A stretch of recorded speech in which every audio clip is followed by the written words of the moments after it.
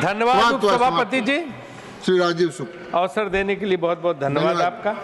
मैं वित्त मंत्री निर्मला सीतारमण जी को इस बात की बधाई देता हूं कि 8वां बजट वो पेश कर रही हैं। ये अपने आप में रिकॉर्ड है, इसलिए मैं उनको बधाई देता हूं। बिहार का सब जानते हैं, है क्या, सब जानते हैं बिहार को। आपका भाषण बहुत अच्छा, आप माननीय सदस्य जानते हैं।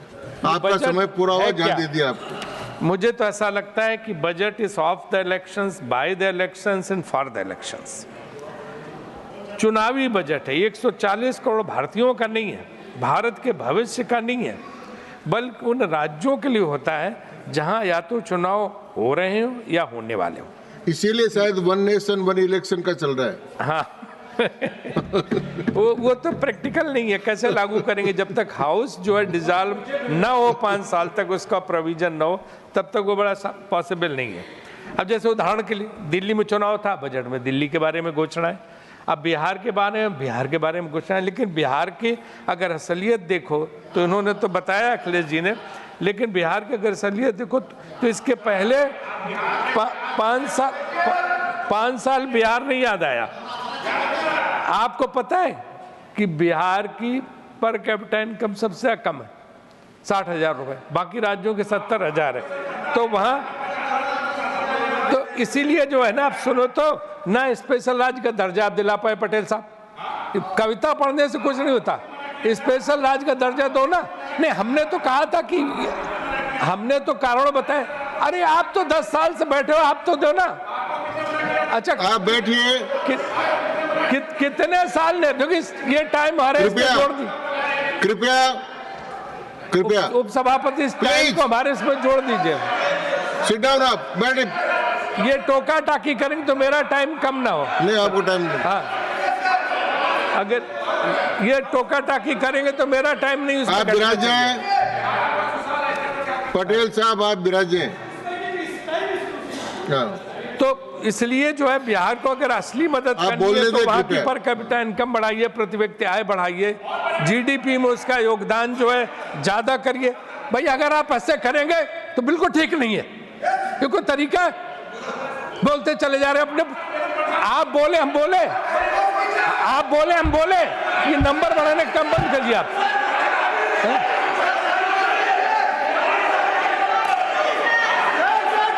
माननीय सदस्य पटेल साहब कृपया विराज जाएं, कृपया विराज जाएं।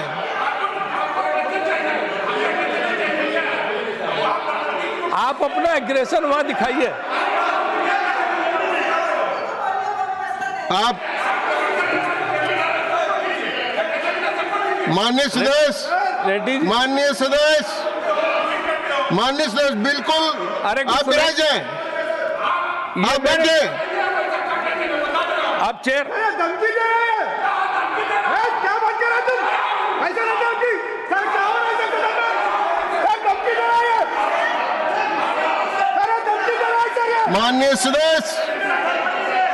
सदस्य बताओ ना, माननीय सदस्य धमकी किसकी दे रहे हैं? कृपया बैठ जाएं। मेरी आसन की बिना अनुमति के जो भी बोला है उसको अंकित नहीं किया जाए। श्री राजीव शुक्ला जी बोले। हाँ, उसका टाइम भी देख लीजिए सर उसमें। इसके बाद जो बेरोजगारी, तो this is not the physical policy, this is a political expediency. This is what I want to से।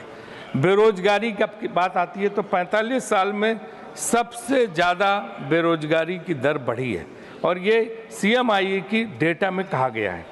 यूथ जो शक्ति होती थी हमारी, आपको पता है कि 60% युवा शक्ति इस देश की थी, उसका सब जगह कहा जाता था कि भारत सबसे यंग देश है, भारत सबसे नौजवान देश है। लेकिन आज वो नौजवान कहाँ है? वो गांव में बैठा हुआ है, क्योंकि कोरोना के बाद वो गया वापस लौट के। आप देख लीजिए, ना पंजाब में कृषि के लिए उपलब्ध है, ना गुजरात में जो सूरत में डायमंड इंडस्ट्री उसके लिए मजदूर हैं, ना मैन्युफैक्चरिंग सेक्टर के लिए। मुंबई में हमारी लेबर कास्ट इतनी ज़्यादा बढ़ गई है कि मैन्युफैक्चरिंग सेक्टर उससे सफ़र कर रहा, उससे कास्ट ऑफ प्रोडक्शन भी बढ़ जाता है, इसलिए हमारा एक्सपोर्ट सफ़र करता है अल्टीमेटली। इसलिए जो है, और इस मामले में फिर चीन, वियतनाम, इंडोनेशिया ये आगे निकल जाते हैं। तो हमारी युवा शक्ति को कैसे वापस जो है हम मैन्युफैक्चरिंग या उसमें मैन्युफैक्चरिंग सेक्टर में ले जाएं, छोटे छोटे कल कारखानों उद्योगों में जाके उनको कैसे हम भेज सकें, ये होना चाहिए। जो युवा शक्ति हमारी बेकार बैठी है उसको हमें निश्चित रूप से काम देना चाहिए और रियल एस्टेट सेक्टर सब जगह उनको जो है मौका देना चाहिए। अब मनरेगा का एलोकेशन 33% कम कर दिया गया, जबकि गाँव में एक रोजगार का एकमात्र साधन है। वहाँ इसी से लोगों को रोजगार मिलता है और उसी से लोगों का पेट पलता है। लेकिन वो उस समय की मनमोहन सिंह सरकार की योजना थी, उसका 33% एलोकेशन क्यों कम हुआ है? मैं माननीय वित्त मंत्री जी से जानना चाहता हूँ कि कोई ऐसी स्कीम है जो निश्चित रूप से ग्रामीणों को कर्ज से निकालती है, क्योंकि तमाम ग्रामीण कर्ज में डूबे हुए हैं और उनको उससे मदद पहुँचती है। वेल्थ डिस्पैरिटी, 1% लोगों के पास 40% धन है सर। तो ये जो एक्यूमुलेशन ऑफ मनी है कुछ लोगों के पास, इसका जितना जब एक केंद्रीकरण होगा, जितना लोगों में जाएगा तो अच्छा हो, तभी हो सकता है जब सबको आप अवसर मुहैया कराएं और उनको मौका दें, अपॉर्चुनिटीज़ दें। तो ये जो है जो केंद्रीकरण हो रहा है पूंजी का, वो रुकना चाहिए। ये एक हमारी वित्त मंत्री जी से मांग है। महंगाई के तो रिकॉर्ड आपके कहने की ज़रूरत ही नहीं कि क्या बुरा हाल है, हर चीज़ महंगी है। पेट्रोल डीजल तो छोड़ दो, इसके अलावा खाने पीने की सारी चीज़ें बेइंतहा महंगी हैं। हर चीज़ जो है उसमें जो कहते हैं रिटेल इन्फ्लेशन जो है 5.7%, जबकि लोगों की जो वेजेज बढ़ी हैं 0.8% से 5% तक बढ़ी है। तो ये जो गैप है दोनों का, इसमें से कैसे लोगों को राहत मिलेगी? क्योंकि अगर महंगाई पे काबू नहीं किया गया, वादा था महंगाई को काबू करेंगे, लेकिन दाल हो, सब्जी हो, तेल हो, जितनी खाने पीने की चीज़ें या दूसरे कपड़ा इत्यादि, हर चीज़ इतनी महंगी होती जा रही है कि उस महंगाई पे काबू नहीं आ पा रहा, जिसके लिए सरकार को प्रयास करना चाहिए। हिडन टैक्स, अगर ये कुछ मतलब एक तरह से महंगाई हिडन टैक्स से छुपा हुआ कर है, क्योंकि जितना आप आयकर में छूट देते हैं, दूसरे करों में छूट देते हैं, वो महंगाई के जरिए लोगों को भुगतान करनी पड़ती है। वो इतना बढ़ जाता है तो उसका दाम देना पड़ता है। तो ये एक बहुत बड़ी समस्या है। अब मैं फ्लैगशिप स्कीम पे आता हूँ। फ्लैगशिप, क्योंकि मैं योजना मंत्री भी था। प्रधानमंत्री आवास योजना, 25% फंड यूटिलाइज्ड ही नहीं हुए, उनका इस्तेमाल ही नहीं हो पाया। और 2022 तक हर एक को छत देने का जो वादा था वो नहीं पूरा हुआ। वादा तो लाल किले की प्राचीर से किया गया था, लेकिन आज तक वो वादा नहीं पूरा हुआ। हम 4 करोड़ कह रहे हैं, 4 करोड़ हो सकता है, लेकिन 140 करोड़ देश में 4 करोड़ से क्या फ़र्क पड़ने वाला है वहाँ पे। और जो प्रधानमंत्री ग्राम सड़क योजना है, उसमें जो सर्वे हुआ एक्सपर्ट्स का, उसमें बताया गया कि 21% रोड जो है संतोषजनक स्थिति में नहीं पाए गए।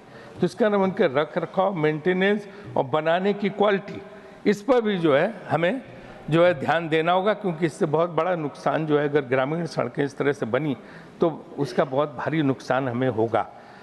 ग्रामीण कौशल योजना 2369 ट्रेनिंग सेंटर्स के लिए जो है पैसे दिए गए, उनको बनाया गया, लेकिन काम सिर्फ 629 कर रहे हैं। ये भी एक बहुत बड़ा जो है फेलियर है, बहुत बड़ी ये स्कीम फ्लॉप हुई है। फसल बीमा योजना में धन घटता चला जा रहा। 29,000 करोड़ पहले दिया जाता था किसानों का, अब 16,000 करोड़ रह गया है। और एजुकेशन का बजट सर, सबसे देश में ज़रूरी तो शिक्षा है। अगर हमने युवा को नहीं पढ़ाया, आज की जनरेशन को नहीं पढ़ाया, इस पीढ़ी को नहीं पढ़ाया, तो आगे कैसे तरक्की करेंगे? कैसे बड़े बड़े इंजीनियर, डॉक्टर विदेशों में कैसे नाम करेंगे? और यहाँ पे तो सिर्फ 4% GDP का बजट है जो है एजुकेशन के लिए। तो ये शिक्षा के लिए बजट मतलब मेरे ख्याल से बहुत कम है, मीगर अमाउंट है। इसको बढ़ाना चाहिए, इससे कुछ होने वाला नहीं है। तो इस तरफ भी जो है वित्त मंत्री जी को ध्यान देना होगा। पब्लिक हेल्थ केयर सबसे इम्पॉर्टेंट चीज़ है। कोविड हुआ, कोविड के समय लोगों को समझ में आया कि कितनी बड़ी ज़रूरत है कि हम अपने आप को, हमारे अस्पताल कैसे हो, हमारे यहाँ इक्विपमेंट, हमारी दवाएं, ये सब इतना बढ़िया होना चाहिए कि देश में उस समय कितना भी पैसा व्यक्ति के पास हो, वो बिल्कुल उसके हाथ में कुछ नहीं रह गया था। हर व्यक्ति के हाथ में, लोग एक एक ऑक्सीजन के सिलेंडर के लिए लाखों देने को तैयार थे, लेकिन मिल नहीं रहा था। तो उस समय लोगों को समझ में आया कि हमारा जो है पब्लिक हेल्थ केयर सिस्टम कितना मजबूत होना चाहिए। लेकिन दुख है कि उस पर जो है बजट में जो 2% से नीचे है प्रावधान। ये तो बहुत होना चाहिए। क्योंकि एक बहुत बड़ी चीज़ है कि पब्लिक हेल्थ केयर जो है, लोगों के स्वास्थ्य के लिए लंबा चौड़ा बजट दिया जाना चाहिए, लेकिन हम कोरोना से सबक नहीं ले पाए और वो भी 2% से नीचे है। R&D का बजट, जो शोध है, सबसे बड़ी इंपॉर्टेंट। अगर हम शोध नहीं करेंगे, नई नई चीज़ें नहीं निकालेंगे और पश्चिमी देशों के भरोसे रहेंगे तो बहुत हमारे ऊपर जो है, हम प्रगति नहीं कर सकते, विकसित भारत नहीं बन सकता अगर हम शोध नहीं करेंगे। R&D पे जो है, रिसर्च पे हमें सबसे ज़्यादा खर्च करना चाहिए। चीन 2.4% खर्च करता है, दक्षिण कोरिया ऐसा देश 4.5% खर्च करता है, लेकिन हम 0.7% खर्च करते हैं, जो कुछ नहीं है, मूंगफली है बिल्कुल। तो इस तरफ भी हमें, सरकार को इस तरफ देखना होगा, ये बहुत इंपॉर्टेंट चीज़। एक चीज़ आज सुबह सोनिया जी ने जिक्र उसका किया कि फूड फॉर सिक्योरिटी जो है, जिसके जरिए अनाज दिया जा रहा है लोगों को, गाँव में मुफ्त राशन, वो सब, वो मनमोहन सिंह सरकार की योजना थी, कांग्रेस सरकार की योजना थी, अच्छा है, उसको लागू किया गया। लेकिन वो 2011 की जो हमारा सेंसस था, जनगणना, उसके आधार पे, तो उससे कम से कम 5 करोड़ लोग अब वंचित हैं। तो वो जो है, उन जनगणना को कराई जाए और उन लोगों को मिले तो बहुत अच्छा, जो वंचित लोग हैं। तो वो चीज़ आज सोनिया जी ने सुबह उठाई थी, मैं उसको भी दोबारा इसमें से रखना चाहता हूँ। यहाँ पर बड़े अर्थशास्त्री हैं रुचिर शर्मा, उन्होंने अपनी जो उनकी अभी हाल में पुस्तक आई है और उन्होंने कहा भी है कि इस देश में उद्यमियों, उद्योगों और व्यापार को जो छूट मिलनी चाहिए, जो फ्रीडम मिलनी चाहिए, वो नहीं मिल रही, क्योंकि जो है सरकारी एजेंसियों का इतना दबाव है उनके ऊपर कि वो आदमी चाहे GST देने वाला हो, चाहे इनकम टैक्स देने वाला हो, चाहे और कोई उसमें हो, तो वो अपने आप को बड़ा, उसको ये जब बिजनेस व्यापार में आसानी नहीं लग रही। और दोनों तरफ के लोग इस बात को अनुभव करते हैं कि व्यापार में सब डरे रहते हैं। इसीलिए आप देखो, आपके कम से कम 1 लाख उद्यमी व्यापारी तो नागरिकता छोड़ चुका है और हजारों लोग जाके दुबई और कहाँ बस गए यहाँ से छोड़ के। तो जब एक उद्यमी सोचो जाता है तो लाखों लोगों का नुकसान होता है, क्योंकि इतने लोगों को रोजगार देता है। अगर वो चला गया तो रोजगार चला जाता, वो विदेशों में जाकर रोजगार ले रहा, वहाँ के लोगों को रोजगार दे, यहाँ वो इतना डरा हुआ है सरकारी एजेंसियों से कि वो यहाँ से भाग जाता है इसके ऊपर। तो ये फ्रीडम जो है ना, बिजनेस की फ्रीडम, इकोनॉमिक फ्रीडम, ये थोड़ी होनी चाहिए। ये बात रुचिर शर्मा ने अपने सारे उसमें कही है, वर्ल्ड वाइड जो है भारत के लिए। और इन्होंने एयर फेयर का भी जिक्र किया कि सुबह किस तरह से विमानों के किराए वगैरह पे नियंत्रण होना चाहिए। वो मैं भी उसको मानता हूँ कि ये ठीक है, सारे आज कोई सरकारी एयरलाइंस नहीं रही, सारी एयरलाइंस प्राइवेटाइज्ड हो गई, तो उनके लेकिन कुछ ना कुछ जो है सिविल एविएशन मिनिस्ट्री को ध्यान देना चाहिए कि अनाप शनाप वो किराए न ले और कुछ इस तरह से करें कि ताकि लोगों को उसका लाभ मिल सके। अब एक बहुत बड़ी चीज़ है, डॉलर के मुकाबले रुपए की गिरती स्थिति। आपको पता है कि हम आदरणीय मोदी जी ने कितना मनमोहन सिंह जी का मजाक बनाया था कि प्रधानमंत्री की उम्र पार कर गया रुपए की जो स्थिति है। लेकिन आज क्या है, आज 87-88 रुपये और 90 किसी भी समय पहुंच सकता है। मजाक का विषय नहीं है, लेकिन जिस तरह से रुपए की स्थिति गिर रही है, हमारे लिए चिंता का विषय। क्यों? क्योंकि हमारा एक्सपोर्ट नीचे जा रहा है, निर्यात, और जो फॉरेन इन्वेस्टमेंट है लोग निकाल के ले जा रहे हैं। तो हमारी स्थिति ऐसी होगी कि हमारा जो विदेशी मुद्रा भंडार, फॉरेक्स रिजर्व, वो बिलियंस ऑफ डॉलर में गिर रहा। रुपए को आप रोकने के लिए कोई और गिरावट ना हो, आपको पैसा काफ़ी डालना पड़ता है। वो बिलियन डॉलर हमारे फॉरेक्स रिजर्व से, जो विदेशी मुद्रा भंडार, उससे कम होता चला जा रहा। तो हमें जो इस तरफ भी देना पड़ेगा कि रुपया कैसे मजबूत रहे।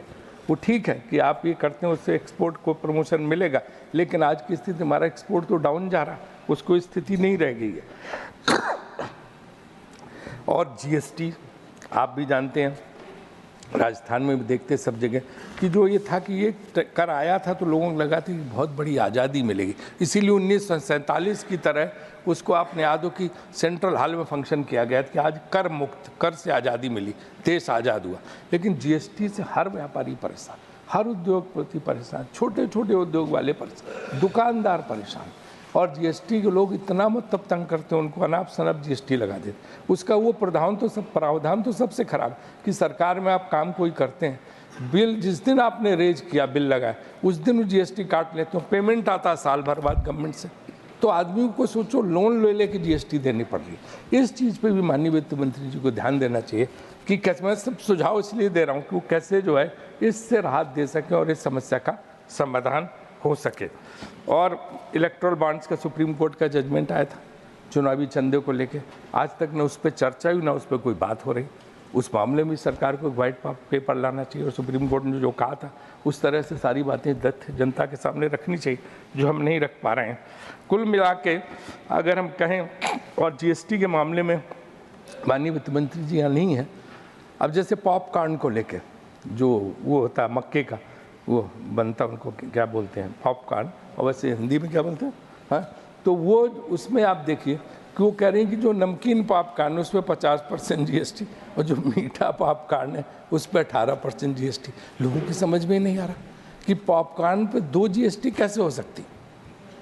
और ये तो हम लोग खाते हैं सब जगह, युवा आज का युवा बच्चे सारे लोग चाहे स्कूल के कॉलेज के सब पॉपकॉर्न खाते हैं, तो उनको कितना इस बात का मजाक उड़ता है। तो ये देखना चाहिए कि पैरिटी समानता कैसे लाएं। आप एक ही प्रोडक्ट पे 2 जीएसटी अगर लगाएंगे उतने फ़र्क के साथ, तो उसका बहुत ज़्यादा फ़र्क पड़ता है। कुल मिला के मैं यही कहूँगा कि यह बजट युवा, किसान, महिलाओं, व्यापारी, बेरोजगारों के लिए नहीं है, बल्कि बैलेट बॉक्स और वोट बैंक के लिए। बहुत बहुत धन्यवाद। धन्यवाद शुक्ल जी। श्री मानस Ranjan Mangaraj will speak in Odisha.